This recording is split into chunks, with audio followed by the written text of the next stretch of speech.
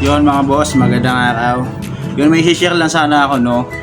Hindi naman masyadong importante pero baka pares tayo ng problema. Kasi nung nakang change oil ko, yung last change oil ko pa, nabilog yung aking tappet cap. Ayan mga bossing. Kaya naghanap ako ng solusyon para mabuksan ko to.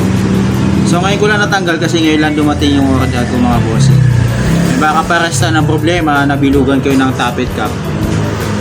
Kakaisip ko kung paano ko matatanggal. Ito, nakahanap ako ng paraan mga boss. Yan, umorder ako nitong, ang pangalan nito guys is, ano siya, bolt extractor socket. So ito yung mga socket na pwede natin gamitin sa mga nabilog na tornilyo.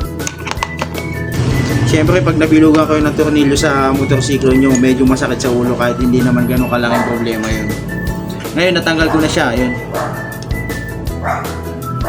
Kaya kung may ganito kayong problema, pwede kayong bumili nitong bolt extractor mga bossing. O pwede rin kayo pumunta dito sa shop namin para ayusin natin yan mga bossing.